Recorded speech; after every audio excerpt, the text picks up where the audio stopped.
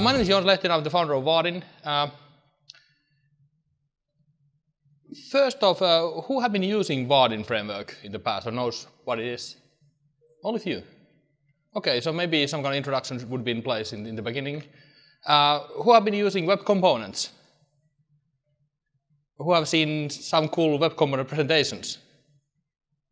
One? Okay. So we'll get to take a bit of a look into that as well. My kind of goal is this is more of I would say a strategic presentation. What happens with the component-oriented frameworks, how these relate to web components, and of course I'm speaking from the perspective of Vaadin, how Vaadin relates to web components, what could we do, how could we leverage that, how it could be a cool thing and not a disaster. So there are a lot of possibilities over there. Also the disaster possibilities over there. So first off about what is Vaadin today, and then after that I want you to forget everything about Vaadin and we'll see where we could take Vaadin. So Vaadin is a user interface framework for building rich web applications, and with rich I mean applications that could replace desktop applications. It's actually quite typical use case to kind of have legacy desktop applications, bring these over the web and mobile with Vaadin. The programming model is quite close to component-oriented frameworks on the desktop, and that's the reason why it's quite smooth transition. So it basically means that it's a set of components. So it's a lot of UI components. We have been around since 2001 with a couple of different names, and during that period we have accumulated a long list of components that you can use to build your business apps. Buttons, grids, trees, whatever kind of components. The focus of the framework have always been to combine these two things, combine nice looking user interfaces and developer productivity. And we have always seen developer productivity as minimizing number of code lines you have to write and maintain and make the whole development process smooth. And on the rich user interface side, rich user experience side, we want the end user to kind of feel that your app is great looking, works really smoothly in all the devices that he's using. So how we're doing this developer user experience side is basically hiding HTML platform behind Java. We are kind of bridging the gap between HTML5 platform and Java platform and kind of putting the HTML platform underneath, covering that with Java APIs. And remember, this is what we are today, and it might not be something how this talk ends up. So we kind of abstract away from Java. So let me show you kind of a couple of examples first. Who have seen the demo, by the way? A couple of guys. Okay, then I can demo it. So let's see.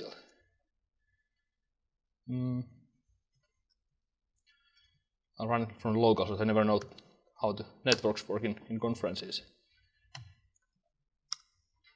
Or the local host works in conferences.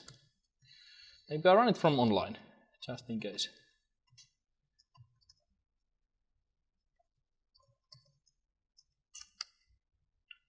Yeah.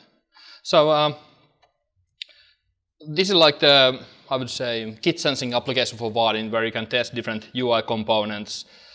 You can go through layouting components, different kind of grids and trees and whatnot, and choose any of the components and play around with that, see how it behaves. You can go see some of the description, links to documentation, see source code, how this a particular application is implemented. You can also kind of play around it by kind of enabling and disabling features and see how it affects that. But let's take a look of some source code. I'll take a simple example like, let's say, date field. So kind of calendar, choosing a date from a calendar and showing kind of pop up over there, how this kind of interaction works. So you basically could just write in plain Java, write something like this. It almost looks like swing in a good way. I mean, there is a bad way of swing as well.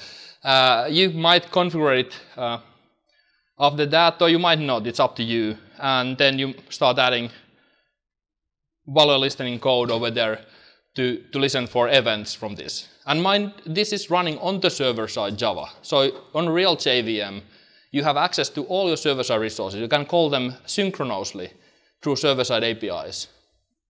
So that opens up a lot of possibilities, both for the framework vendor as well as for you. So for a framework vendor, for example, what we could do is, let's say, have a grid. And scroll through it. Things like lazy loading more rows from the server side while I'm scrolling is totally automated. So if I scroll slowly, it just loads them in the back. If I scroll fast, it shows the numbers and fetches more rows. And for these kind of things, you don't have to write a single line of code. It's automated. For you, it means that if you are having whatever Spring injections on the backend side, you can use those in your user interface. You can expect to have synchronous return value from all the methods that you call on the server side. And if you compare that to building web APIs, REST APIs, and asynchronous callbacks and error handlers, what happens on the network errors, that's quite a bit simpler model to program with. So actually I could show a kind of more real application because, I mean, it's for a business application. Nobody builds application that looks like a PlayStation with this. So more typical application would be dashboard. So this is like enterprise application with login and a lot of components on the screen. And I think this is kind of bread and butter of Vaadin apps. People just kind of reuse a desktop paradigm and concept. You can do things like drag and drop things around, and it's pretty fast. I mean, now I'm doing this over my cell phone connection, and the app is running, I guess, in Amazon East somewhere. So all my interactions actually went over the wire, over the cell network, and I guess you could say that this is pretty responsive, as everything happens within a single web page. Loading more data, having a rich component like calendar components, rich layouts. So all that is actually built in Java. So for this application, people haven't written anything else than Java.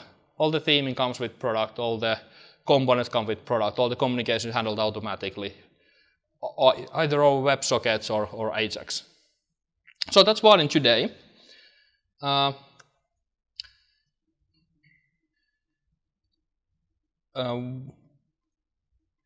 This also, of course, runs on any device.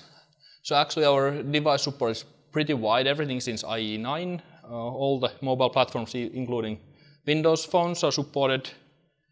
So any kind of application that you build will work on all these. Only thing that you have to actually mind is screen size. So if you build this dashboard application, please use responsive layouts, or there are built-in responsive layout helpers in Vaadin to actually fit that in cell phone. So how does that actually work behind the scenes? What happens if you build an app like this? You have a couple of components, put these in the layout, start listening for changes. So what happens is, when you go to that web page, you actually get that just HTML and CSS and JavaScript out of there. But you haven't written these by yourself. They come with framework. And this compresses down to from 130K to maybe 300, 400K, depending on how many widgets you are using. And as we are keeping all the user interfaces on the server side, you are not sending the logic of those user interfaces over the wire. So you don't load your application by adding 1,000 views to your application. They stay on the server memory. They are not kind of sent over the wire. So the next thing what happens is that the server responds back and saying that, hey, please put these components on the screen. And after that, you can start interacting with them. So let's say you add your name in the first field. That doesn't send any server interaction. Then you click a button, and that sends a user interaction. So you can kind of configure this a bit on what should be sent over to the server side. This goes over WebSocket or Ajax, depending on what's your preference. It's just a couple of 100 bytes, so it's really tiny transaction. That is routed back to your event listening code over here, and then you can modify the user interface as you wish, like put the notification over there. And Back comes with the same connection response that, hey, please add this kind of notification over there in the screen. This is JSON, so this is not like the full HTML presentation of this, but all the rendering happens inside web browser. So what actually happens underneath is that there are components, web components actually, on the client side and on the server side. So for this text field, we have a implementation of this text field inside web browser and another implementation on the server side. You call APIs from the server side, and Vaadin framework keeps these two guys in the sync and handles all the communication between these two guys. So that's the kind of magic under the hood. So that's Vaadin today. So what's happening on the web framework side? Everybody has probably heard of this trend. Different kind of model view, whatever frameworks are kind of popping here and there on the client side. They are really popular. And the most popular one of these is probably AngularJS. Who have been using AngularJS, by the way? Only you guys. This is an anomaly. It should be that half of the audience would say, I have been using that. That's interesting framework, as you can see from the statistics. So compared to the Google Web Toolkit, that is pretty close to Vaadin, as we're actually using their compiler and some of their rendering technology inside Vaadin. This is scary or awesome, depending on which direction you're looking at. Over there's a bit of plateau on the top. That's basically announcement of Angular 2, where people were scared, oh my goodness, they are changing the language, they are changing all the syntax, nothing is compatible. But actually what the guys are doing at Angular team is really smart, so they are doing these changes for good reasons. And I guess nowadays it's kind of growing again. So why is that? Why does it work like this? What they did right? I mean, who remembers this app? All the old guys. So this is Lotus 123. That was kind of paradigm shift for business apps. So kind of what I think, and what I think I think it was Misko from the Angular team who said that AngularJS is kind of spreadsheet for HTML. So what they do basically is they are connecting different kind of cells in HTML or DOM nodes actually, but they're connecting these to each other in the same way as spreadsheets were connecting cells to each other. And this is a pretty powerful concept. You kind of have a declaration that allows you to build something that calculates something, some kind of outputs.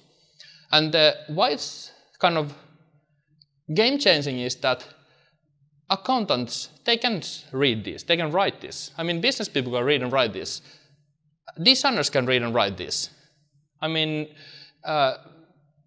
you guys are writing Java mostly, right?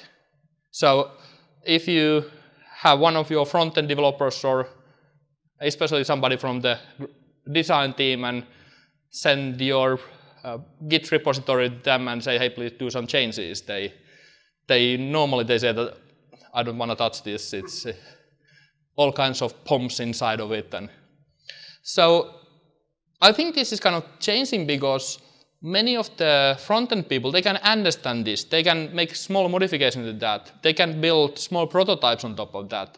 And that's pretty powerful. You didn't expect to hear this kind of thing from the Vaadin presentation. But there are another thing is that, I mean, when the designers, they can start building those prototypes. Your boss have asked your team to build a prototype of your next business app. And he also asked the design team to do that. And when you show up your beautiful, amazing, well-working application, and the design team comes with this crappy, non-working, but really shiny, polished application, and they both are showed to the boss guy, he normally chooses the nice-looking one. I mean, your guys, they think that it looks pretty nice over here, but the design team disagrees. And normally you end up in a situation, the boss guy says that, hey, these designers, they actually did pretty nice job over here. It's almost done. So you developer guys do some plumbing behind the scenes and it's going to be okay. That kind of also drives this kind of development model to enterprise developers. So they basically handed that over. That said, of course, AngularJS is pretty nice in other ways as well. So it's nice for developers directly. So my guess is that the next disruptive trend since model view whatever frameworks is web components. So this is something that have been in preparation for a long time, and it shows a lot of promise. So web components, it's a set of standards. They first were calling these web components. Nowadays that's the part of HTML5 standard. So somebody thinks that it could be basically writing this kind of tag on the page and have something fun happening. You have probably seen this tag from some Polymer team presentations.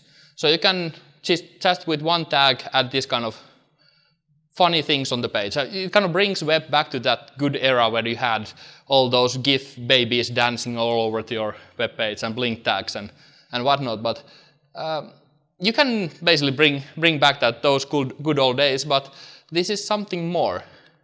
So web components, they basically are 4 different standards or 4 different technologies built into HTML5 standard. Let's take a look at these one by one. The standards by themselves, they are not disruptive, but what you can do with these is pretty disruptive. Just a second, I have to think what I thought I would have these in different order.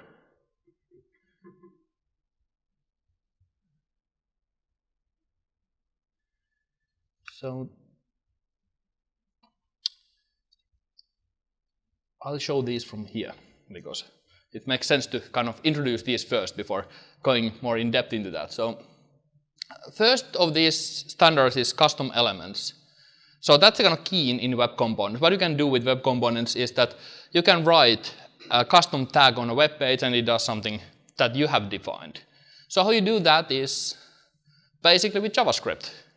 So what you can do is you build a prototype, you create a prototype object, and you can wire in any kind of behavior inside that prototype.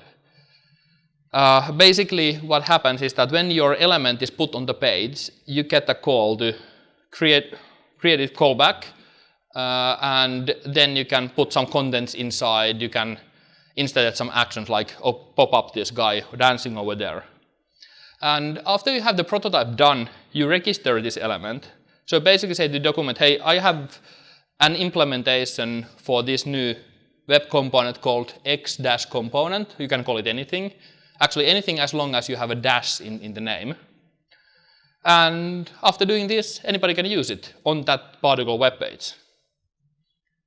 Pretty simple, right? But that's actually kind of revolutionary, as otherwise your page is filled with divs. If you ever have opened Vaadin application or Gmail and traversed through that with the Chrome inspector, you know what I'm talking about. There are so many divs in different layers that it's really hard to follow, even for the guys who actually developed the application.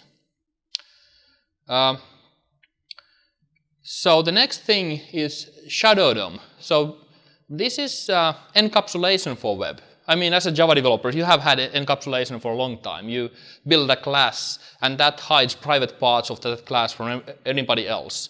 And this is exactly the same thing for web.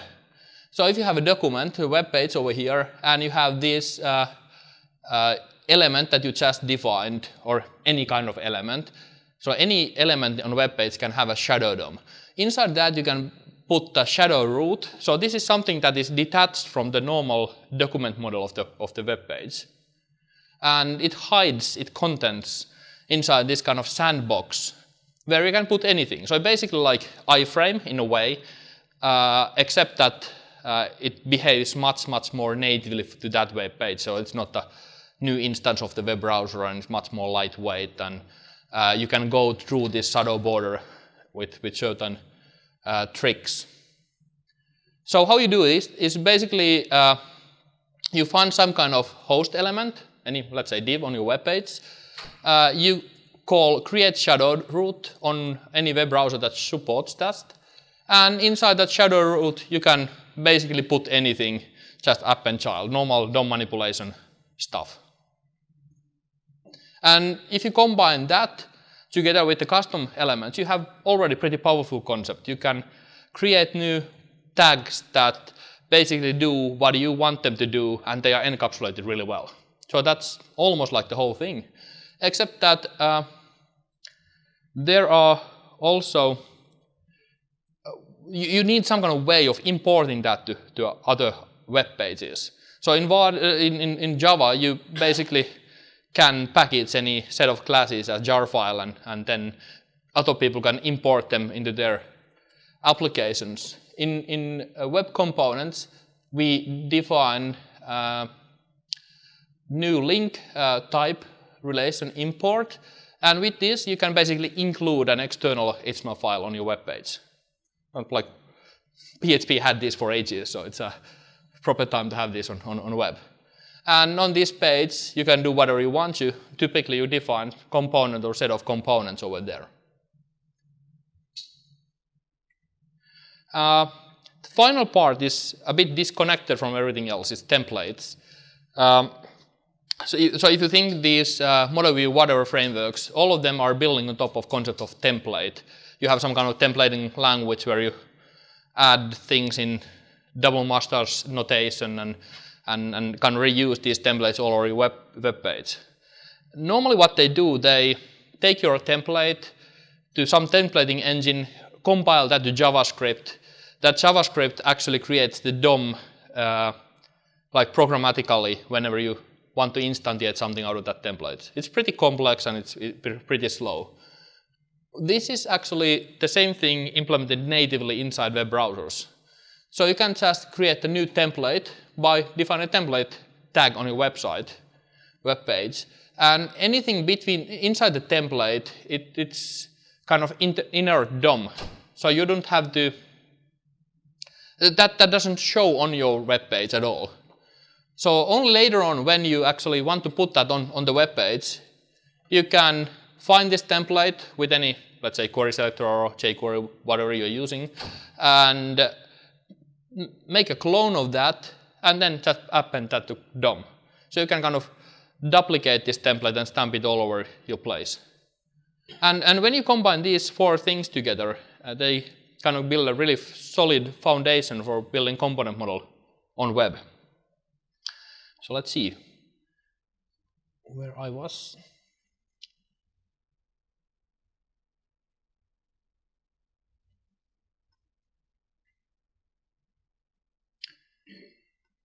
So I was right over here, kind of. So why is this model disruptive? It's not by having these standards or ways to do these things, but what I think is that makes it disruptive is that kind of brings those values of reusing things in a robust way and by anybody in their web applications, basically from component-oriented languages and frameworks. So in Java, it's pretty simple to take any complex component and put it into your application because it can encapsulate all the kind of complexity inside, and you can just use it. And that brings over that benefit to the web. So if you take a look of some of the really good component-oriented web framework right now, like Vaadin and JWT and XJS, these are more or less competing frameworks. These have been providing this componentization for a while, and now the standard will be bringing the same thing. Are these component-oriented frameworks, are we, I'm meaning Vaadin, in trouble? So what happens to these kind of frameworks when the standard kind of brings the same value as these component-oriented frameworks have been bringing over to web? If you compare these two guys, yes, we bring components, and these components are brought also by the standard, but we also bring things like statically typed Java, so different language for writing these applications is pretty useful, especially Java has a pretty cool tooling, and as a language it's quite good language for building large applications. Vaadin also brings automated communication between browser and the server. So that basically cuts the user interface layer code base in half by you not writing all the communication code. So there is still quite a bit of value proposition, even though the commoditization is kind of commoditized for all the frameworks. But even so, I mean, there are cool frameworks like AngularJS, Meteor framework. Who have heard of Meteor frameworks, by the way? One guy. So these bring some other thing on the table as well. So it's not just about the web components. There are other cool features inside those frameworks. So it could be that web components are kind of scary thing for current component-oriented frameworks, but also might be it's a kind of opportunity because these frameworks have for years built on top of component models, and they haven't kind of invented these by themselves. It's invented by object-oriented languages and object-oriented frameworks that came before those frameworks. So it's not like Vaadin would have been inventing the component-oriented web frameworks. There were other frameworks before that, and we kind of took ideas from those. So what we are doing with Vaadin is a new product called Vaadin Components. This is work in progress. Let me show how it looks like. So the basic idea over here is that we are basically taking Vaadin framework that has two value propositions, nice components and communication layer, and we are kind of splitting that in half. We are taking the components and making those available for any front-end developers using web components. So let me show that how it looks like.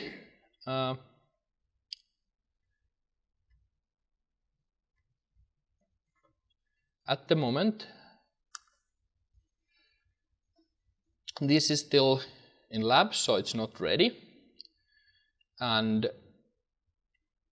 here is a quick demo. So we kind of thought, what kind of demo should we build? And everybody in the enterprise is building CRUD type of applications, long list that you can browse through and then open up and start editing any of these objects.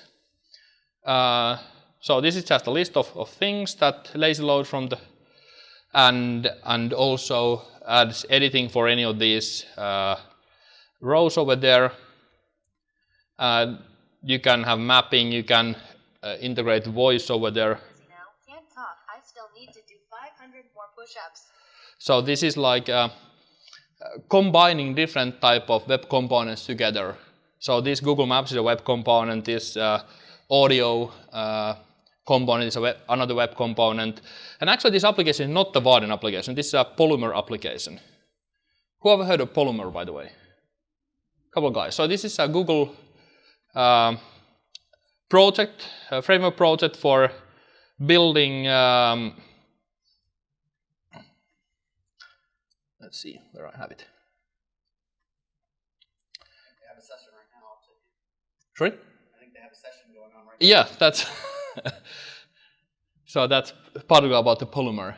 So so Polymer framework is building on top of web components, but it adds handy facilities on top of that, like things for kind of building new components, things for calling Ajax call, things for encapsulating theming, and all kind of handy tooling. Google says that it's like their set of best practices, an opinionated framework on top of the standard. So you have more than just way of defining new custom elements in JavaScript, but that's like the way how Google thinks that you should actually use those standards to build component-oriented applications. So let's see. Over here, the application itself is one element. I guess you can't see anything. It's pretty small. So this hero app over here. And that's it. If you put this tag on your web page, that's a new application. Inside of it is shadow root, so that's basically shadow DOM hidden beneath that from the rest of the web page. And there you have some styling. So one of the kind of key features in shadow DOM is that encapsulates all the styles inside the shadow DOM. So the outer page styles, they are not coming inside that shadow DOM, and vice versa. So you are quite safe to put any web component on your page and expect not those styles to flow over your application. Then over here we have a list of heroes, so that's the big table. A details view, so that was the details view that was popping up, and edit view. And as you guessed, inside of these there are just normal components. So it's like component-oriented framework, and it's pretty similar to anything component-oriented that you have been building. So components inside components. We are actually using here a vGrid component. So this is a new Vaadin grid component built as a web component, and that can be used in any application that can use web components. So let me show a bit about that.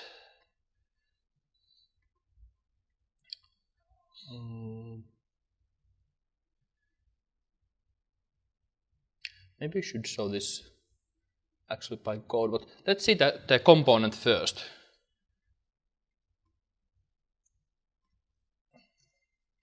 I'll show this from Vaadin sampler, so this is actually now coming from Java, but it's the same component underneath. I'll explain later on how these are related implementation-wise.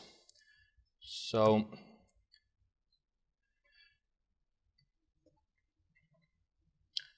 this is kind of has all the basic features you would expect from a grid component. You have frozen columns, you have multi-level headers, you have footers, you have sorting, you have you can embed components inside headers and that kind of stuff. You can also edit this. So let's see. Put it in an editable mode, so you can double click any row and open up a little editor. You can edit the contents of the grid, and all of these features are kind of provided by the grid. What makes this really cool and different is the underlying architecture. So we actually are only having the nodes in the DOM that are visible on the screen right now. So I mean, if I'm scrolling, there's the marketing row right here. If I'm scrolling this over the border, it kind of is not in the DOM anymore. And what happens with that is that we recycle that row in the bottom of the screen. So instead of recreating any new nodes or creating a lot of nodes, we only create the nodes that are visible. And that way we can virtualize the whole table. So you can put as many rows over there as you want to. It's not only that, we also going to make sure that all these rows, they are actually rendered in a way that is hardware accelerated on all devices. So let's say if you have an Android phone, it actually creates a new pix buffer for this row, and when you scroll real fast, I'll take some other examples where we can have a bit more data. My network connection is not working that well.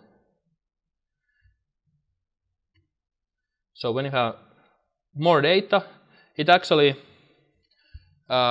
scroll these through with the hardware acceleration, so it's pretty smooth to scroll long lists. Furthermore, we are making it possible for you to render anything inside those DOM nodes. So for example, here are canvases rendering those spark lines. And you can do this even in such a way that you are not recreating any DOM elements, but we are reusing those DOM elements. So that makes memory management real fast in any browser.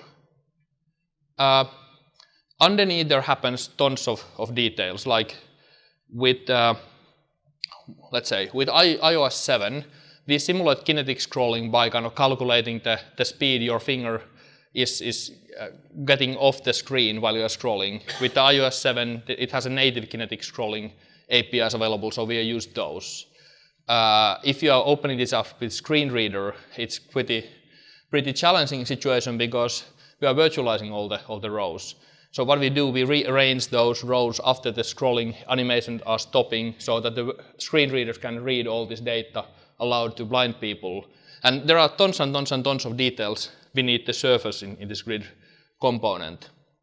It doesn't have all the features that we would like it to have, like hierarchies are still missing, column drag and dropping is still missing, but we are in process of adding those as soon as possible over there. So we really like to make this a best grid in the world. It's free as well with the Apache license, so we think that it should be pretty popular as at the moment there is not really great free grid available.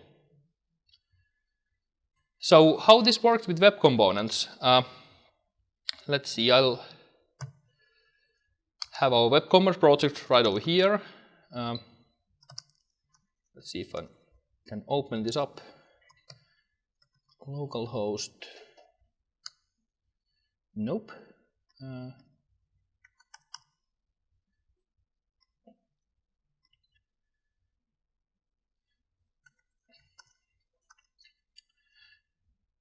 So what we have over here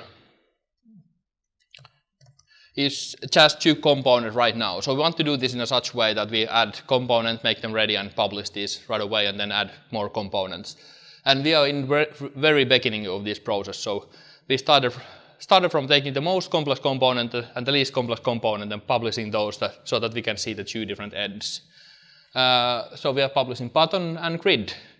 Button, or maybe we could go to the implementation later on and try this grid first. So let's go to Vaadin grid. So let's make a trivial way of browsing Unicode. Can you see things on the screen? Maybe a bit larger. So this is a pretty classic web page, 1 table and nothing else. And then I use this high technology lazy loading system. So I generated a bunch of rows with the bash script to a static text file. So you can see these over here. Pretty nice, except that there is a bit of a limitation. Loading all the Unicode on 1 file would not be that smart. So what we could do is use Vaadin grid instead, and using Vaadin grid is pretty simple. So let's see. I'll cheat a bit and cut and paste these 2 lines as I'm pretty certain I'm not remembering these, or at least typing these correctly. So let's import components, and what we are doing here, we are importing web components polyfills so that we can use this on any web browser, and then we are importing our grid component with this new link import relationship. So we are going to importing this component inside. And in order to kind of actually use this, what I do is I'll just add v-grid tag over here, and that wraps around the table. Let's save it and see if it works. So now I have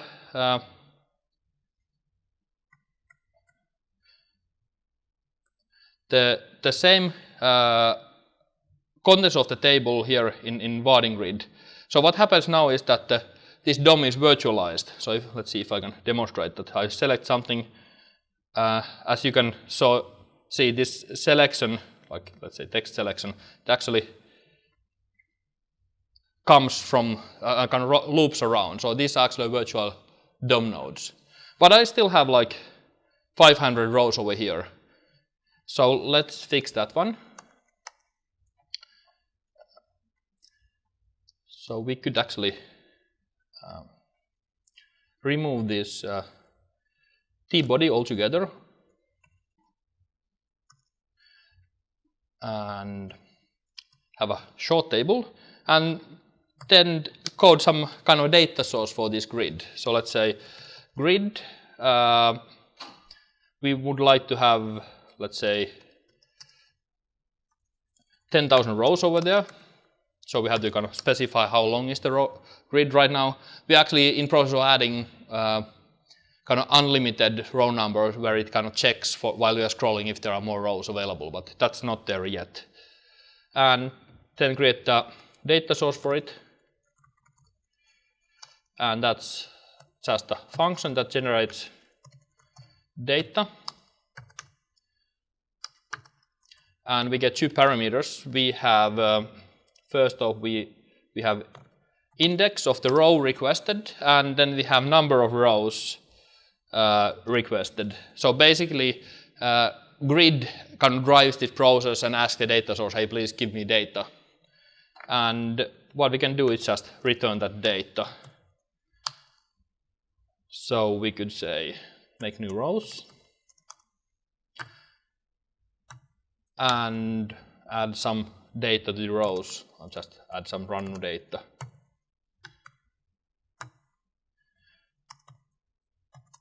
So just count rows. So what you should be putting over there is push something, some kind of vector with or array with row contents. So let's say that is e plus index, and then we have char code. So we use I plus index over here as well. So and return this one.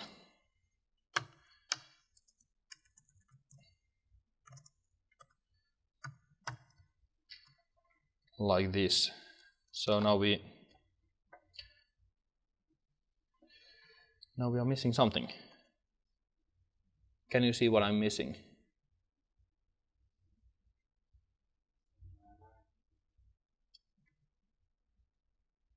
What?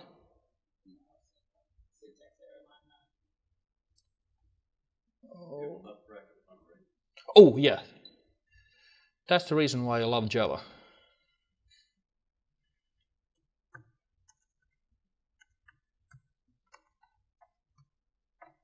Thank you.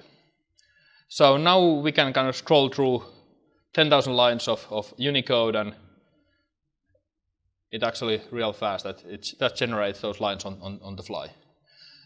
You could get it a bit further on by adding callbacks over here, as normally being on the client side, you cannot synchronously know what is on that row. So you could just add a callback over here and then make Ajax call and send this data over back to the grid over the callback. I'm not doing that right now, but and we also have RESTful data sources, so you could just declaratively say that, hey, please go and fetch this data from this data source.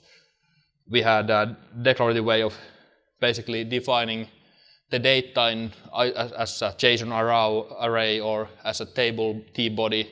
So there are multiple ways of getting the data over there. If you happen to be using Vaadin framework, then we also have quite advanced caching strategy that fetches more data from the server side, invalidates some rows when we are using too much memory on the browser side. If you are using WebSockets as well with Vaadin, you can push new nodes and changes to any rows on the fly, and it only can update those rows. So it's really efficient to build, let's say, it's like stock Exchange application where you're just changing rows on really long lists. So that's basically vgrid, and that's first of the components that we have been building.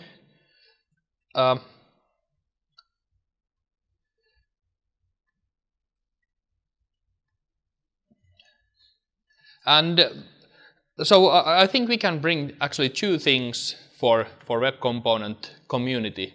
So one is nice components, but the second thing is theming. I mean, we kind of found out in a hard way that theming set of components is quite hard.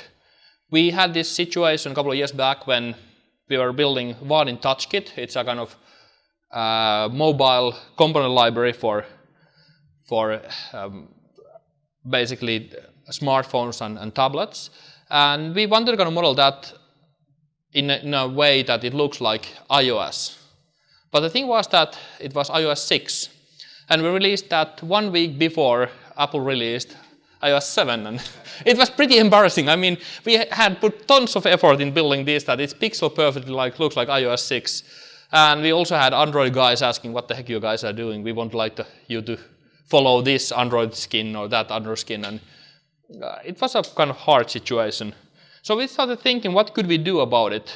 And I mean, people have different opinions what's a nice looking button, whether it's that, or it might be also trends that sometimes everything should be flat, sometimes something else.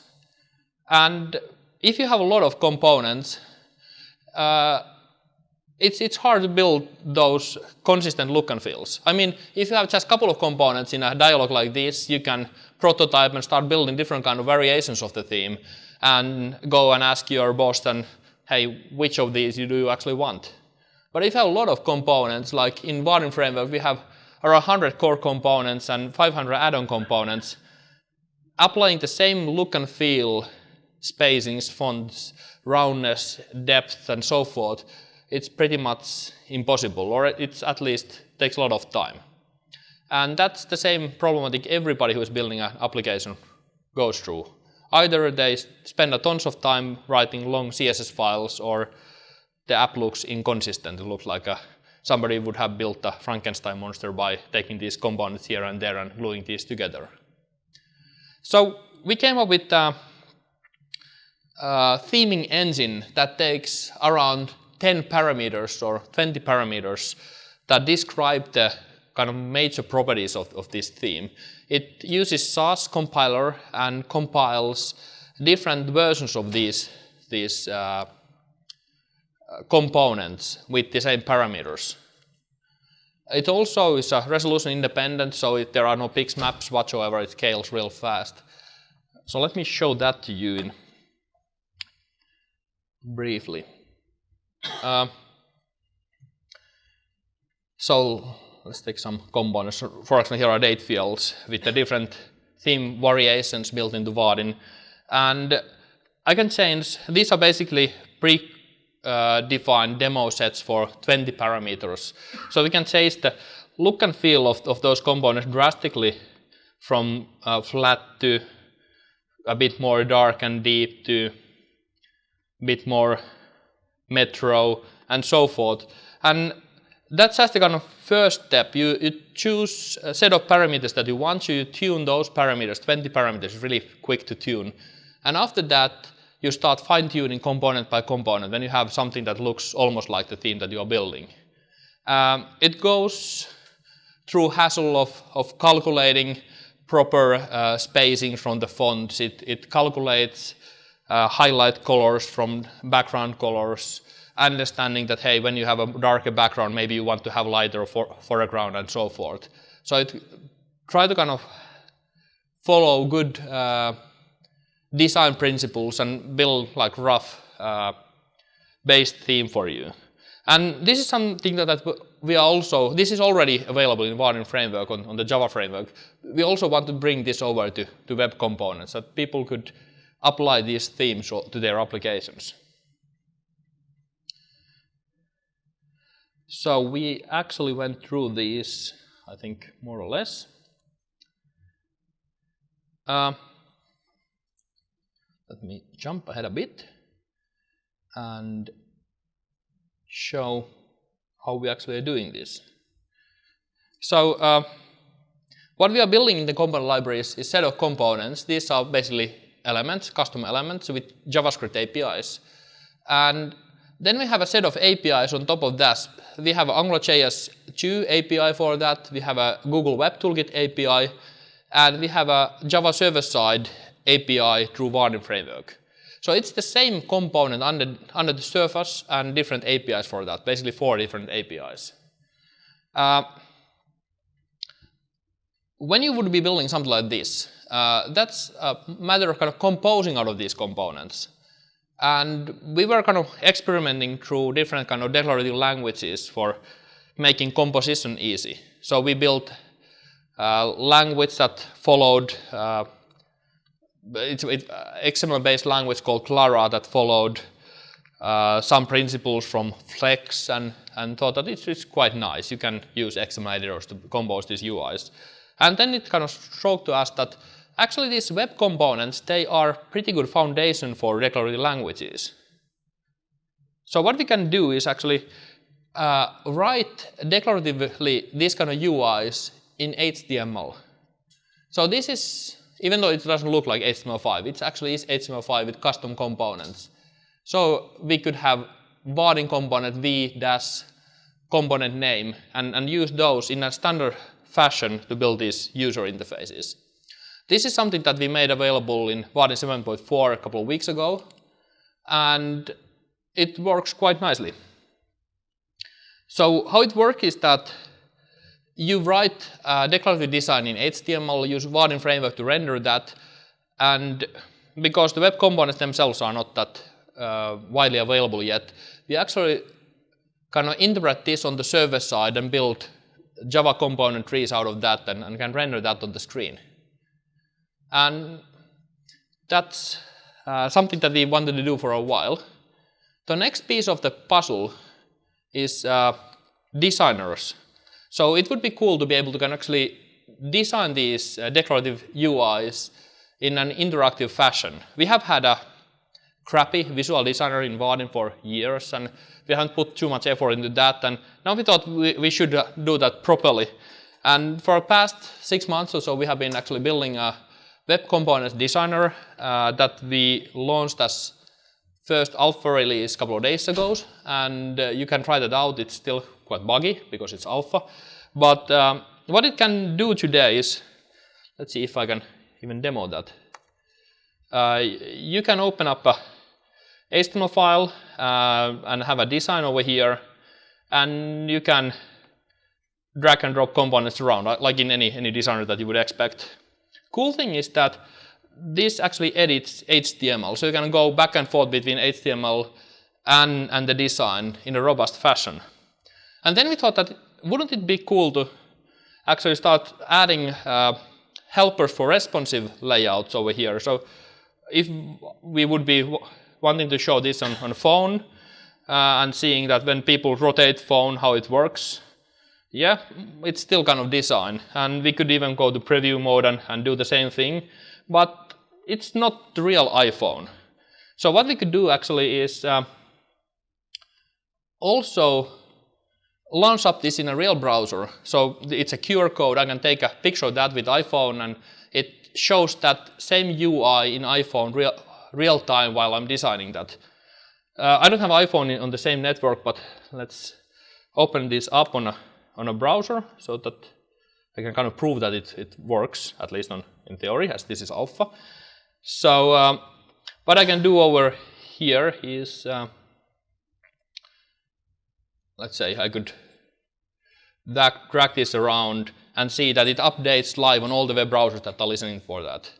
Ultimately, what we would like to do is set up a situation where people who are designing user interfaces, they would be doing the work and have some product owners in the same room, and this guy handing over iPhones and iPads and Android phone and whatnot to them, and they could test it right away while he's designing and saying that, hey, I'm missing a button over there, could you add that? And he could try to drag that over there right away. So it would be, we are not there yet, but this is where we want to go. So let's continue filling the pieces of the puzzle. So we are kind of adding designers for writing these designs. And of course, because we are building this component library, we want to kind of bring that over to the right side so that instead of rendering things through this pipeline and kind of interpreting this HTML on the server side, we could do that in a real browser, in a real web components fashion. That would have a couple of benefits. We could do pre-rendering. So who's using Gmail? I guess many people. You know this, there is this progress bar when you're starting Gmail, and it takes like 10 seconds to start. Have you tried the Google Inbox? Anyone? So Google Inbox doesn't have this progress bar. So they have done something wonderful. It starts right away like this. and the Gmail takes 10 seconds to start. And it takes 10 seconds to start because loading a bunch of JavaScript and kind of updating everything inside your web browser. What Inbox does, it actually renders that HTML on the server side in Google servers, sends that over as a static web page, and only after that start loading JavaScript. Then it wires up this DOM tree to your event handlers, and you never notice that something happened. It takes the same time as this progress bar, but it magically just seems to be fast. And we can automate that in Vaadin framework because it's a server-side framework, so we can do that on the server side, rendering that static HTML that pops up as a custom web components. So I was really happy with this picture. Here is where we want to go. It's business model-wise, it's also same. I mean, these are free Apache license components, so we hope that everybody loves these and start using these, and we have a lot of user base, and we as a company are selling services to help these guys. And this guy over here is a commercial designer, so we have also got tooling that we can sell to people who are using Vaadin. So pretty good. And then I started thinking, there are these other frameworks around. I mean, AngularJS is pretty cool, and these are client-side things. So we could add competition to ourselves in the same picture. So we could make it really simple to switch to whatever framework that you want to use. You can choose the framework, and then you can start using free Vaadin component with that framework. And maybe we can convince that, hey, Vaadin brings you nice stuff, so you might take a look of this commercial editor as well. And we could actually use that to design stuff for Meteor or AngularJS. So that's what we are doing right now. This is heavily under construction, so we are not there yet, but we are going to that direction. Who thinks this is a kind of sane strategy for a framework company? One guy. So we are lost. No. There is one but, and this is pretty big one. Yeah, go ahead. So right now, you said you're working on the Vaadin components, right? Yeah. So right now when you use Vaadin, it just, rather than having individual components, it just generates one big DOM, like one big file out to the... So if you're using... Is it using sort of components under the covers? Yes. So right now, Vaadin 7 client side is built with Google Web Toolkit that uses Google Web Toolkit widget paradigm over there and basically builds DOM on the page dynamically. That DOM is not under shadow DOM, so it's you see tons and tons of divs over there. Because this is Google Web Toolkit and not web components, you cannot reuse these components with any client-side frameworks other than Google Web Toolkit. But you can use that grid component today in production with Vaadin framework and with Google Web Toolkit. So there are two frameworks already supported. When we switch over to web components, then that opens up a lot of possibilities for other frameworks as well. Would that be the goal, though? If you're using the Vaadin framework directly, like in your code in Java, yeah. Would you go to the point where it generates the web components into... Yeah, that's the plan. We are not there yet, so we hope that would be the next gen... a long way off? You shouldn't give any kind of timelines. I'm kind of hoping by the end of the year or so, but it's I'm really bad in giving predictions. I'm giving really good predictions, and our team is really bad in kind of fulfilling those predictions. So,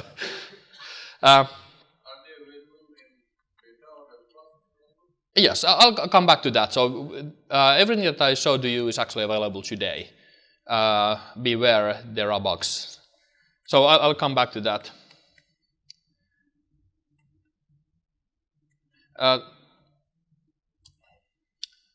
Let's see. So the dark side of the story is that web components, they don't work in any other browsers than Chrome and Opera, and these browsers happen to be using Blink.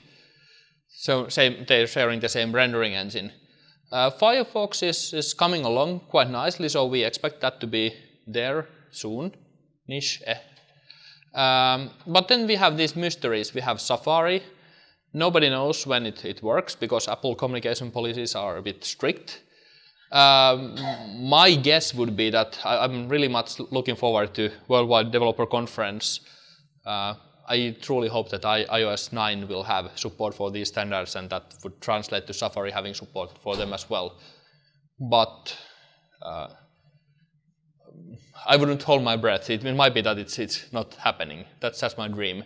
Microsoft is kind of rewriting the whole rendering engine for IE, next generation IE, and they haven't yet released details if these are supported over there. They will be supported, but whether they are supported right away from the first release. So we'll see what happens about that.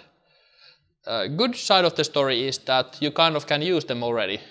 So there are web component.js polyfill, the file that I included in the index.html, that basically simulates those standards on all these web browsers.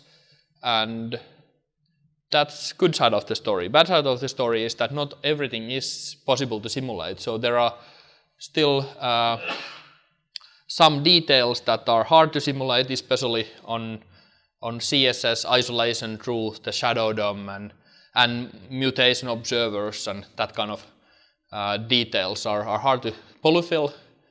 So there are two implications. They are not reliable on all browsers, and also there is a performance implication. Actually, something really new is happening right now. AngularJS team last week, they kind of told at ngconf that they are not using Shadow DOM directly. They are building something on top of that, their own kind of emulation of Shadow DOM that is not like trying to kind of polyfill the browser, but kind of follow at the principles of Shadow DOM. And if you take a really deep down look into Polymer 0.8 trunk today, there has been this curious thing lying around called Shady DOM.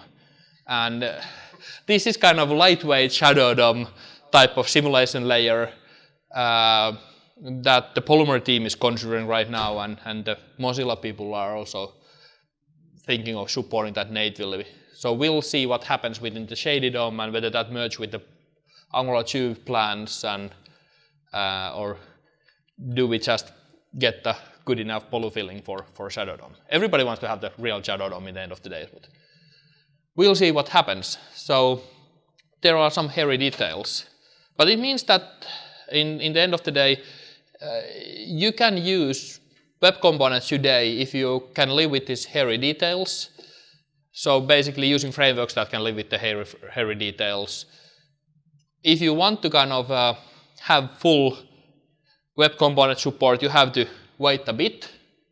It should be there soonish. That depends on Microsoft and Apple.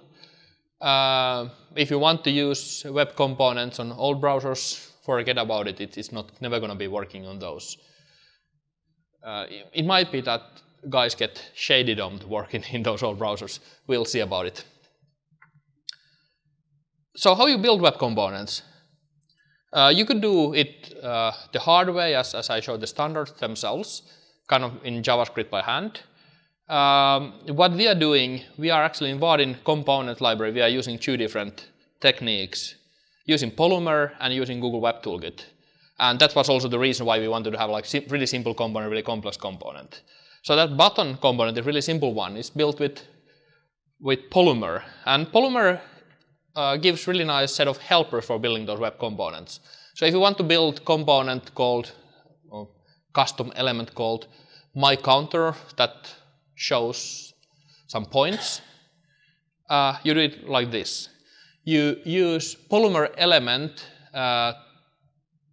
tag on your web page, and inside this you define declaratively how your custom element works. You can put styles in there. You can put template. It basically assumes that there is a template inside there, and this template basically defines how your custom element behaves. And then you can also have a script over there that defines how it actually interacts.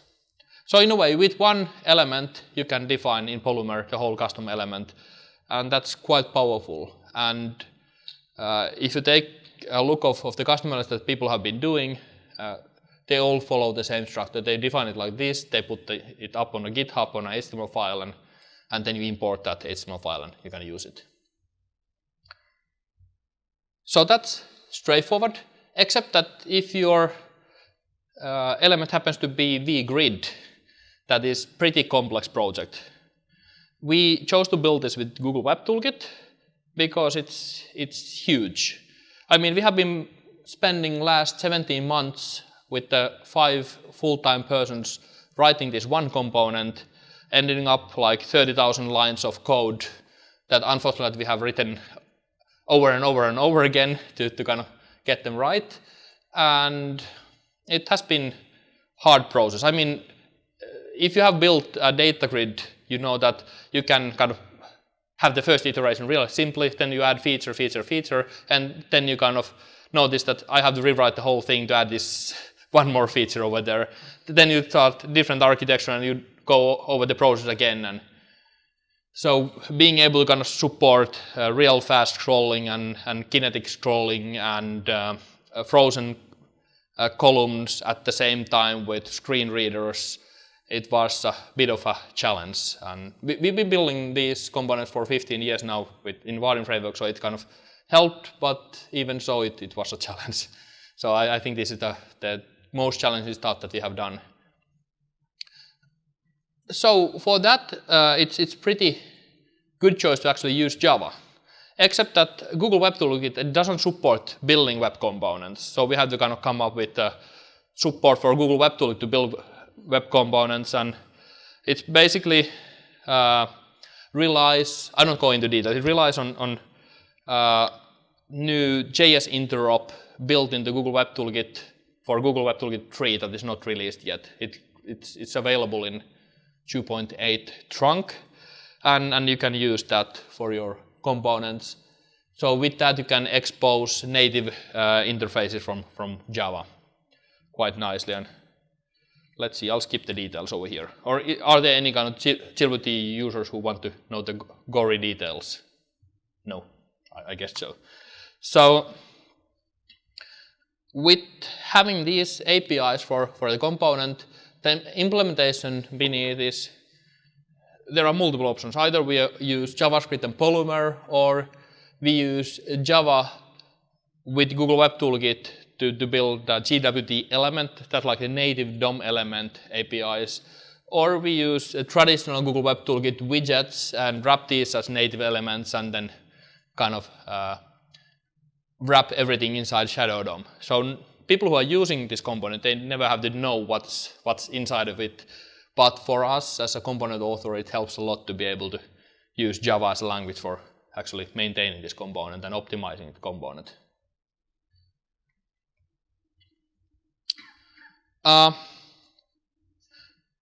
So today you can find all of this stuff in GitHub, github.com/vaadin/components. There are a few ways of getting started.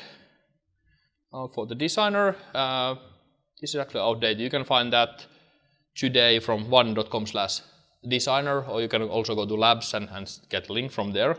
It's just 2 days ago matured from there. There are also some examples on how to use different APIs for these components, how to combine these with some other components. So here we have, this button is actually from material design, a paper library that implements material design. So you can kind of mix and match these as well.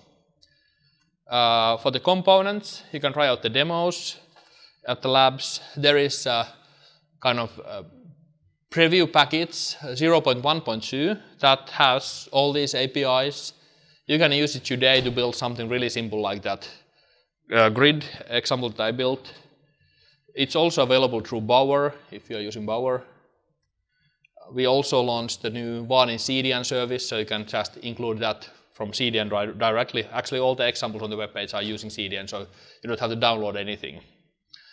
Instead of using this, I would still recommend to go to GitHub, because there is so much work going on, and the 0.1 is like prototype phase, and 0.2 is kind of production quality component. It's not released yet, it should be released in April, but it's in pretty good shape already, especially for the Polymer APIs.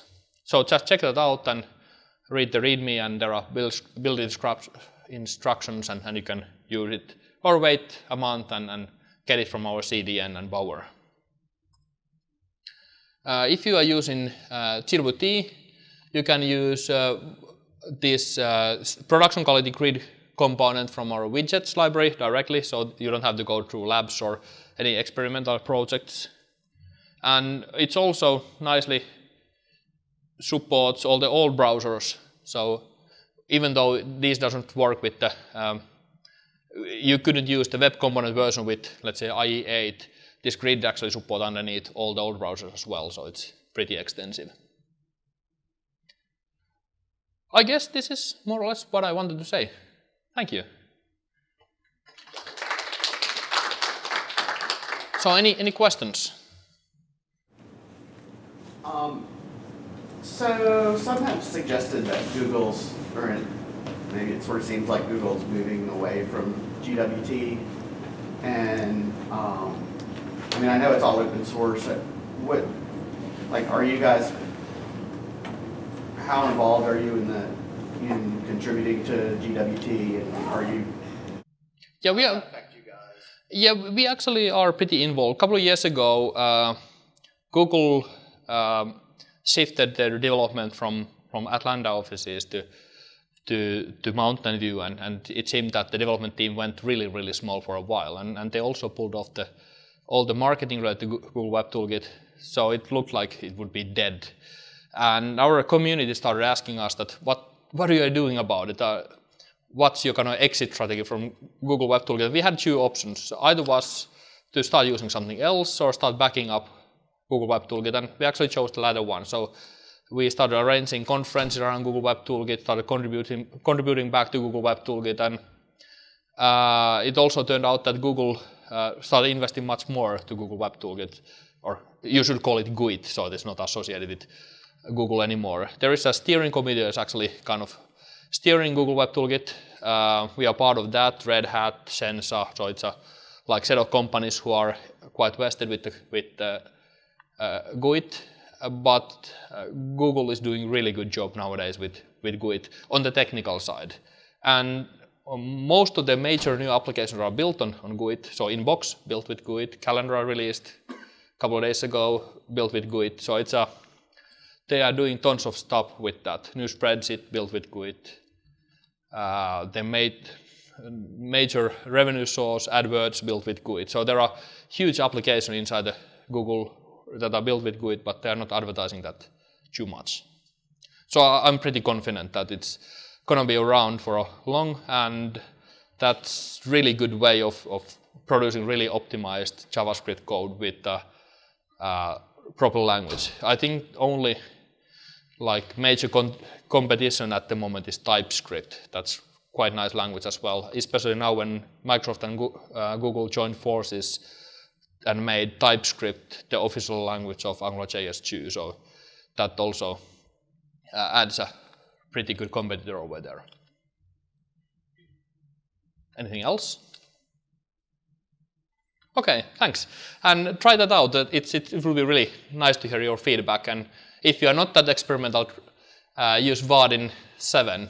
Basically, everything that you write with Vaadin 7 with this new declarative language built on web components, it actually will be working with the future version of Vaadin as well.